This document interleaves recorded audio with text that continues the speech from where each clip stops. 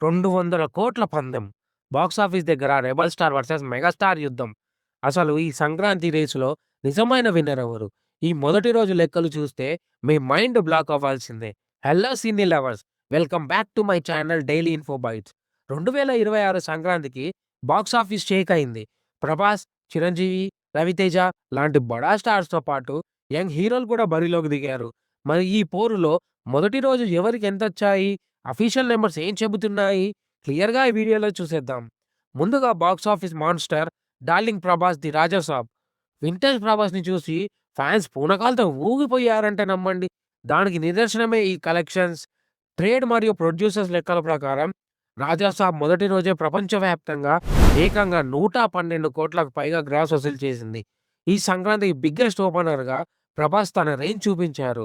ఇక మెగాస్టార్ చిరంజీవి, మనశంకర వరప్రసాద్ గారు విషయానికి వస్తే 'boss is back' class plus mass కలయికతో వచ్చిన ఈ సినిమాకు ముఖ్యంగా ఓవర్‌సీస్‌లో బ్రహ్మరథం పట్టారు. మొదటి రోజు వరల్డ్ వైడ్‌గా 84,00,00,000 భారీ గ్రాస్ రాబట్టి చిరు స్టామినా ఏమాత్రం తగ్గలేదని నిరూపించారు. అయితే ఇక్కడ ఒక పెద్ద ట్విస్ట్ ఉంది. ఈ బడా స్టార్ల మధ్యలో వచ్చి సైలెంట్‌గా సెన్సేషన్ క్రియేట్ చేశాడు మన నవీన్ పొలిశెట్టి. అనగనగా ఒక 'రాజు' సినిమాకు యునానిమస్‌గా పాజిటివ్ టాక్ వచ్చింది. మీడియం బడ్జెట్ సినిమా అయినా కంటెంట్ ఉన్నోడికి కటౌట్ అక్కర్లేదన్నట్టు మొదటి రోజే ప్రపంచవ్యాప్తంగా సుమారు 13-22 కోట్ల మధ్యలో గ్రాస్ కలెక్ట్ చేసింది. ఇది నవీన్ కెరీర్‌లోనే all time biggest opening.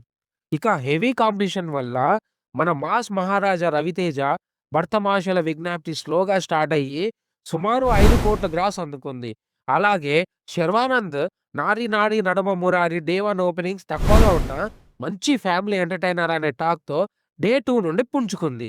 So friends, ఫైనల్‌గా చూస్తే ఓపెనింగ్స్‌లో 'రాజాసాబ్' టాప్‌లో ఉంటే కంటెంట్‌తో నవీన్ పొలిశెట్టి సర్ప్రైజ్ విన్నర్‌గా నిలిచాడు.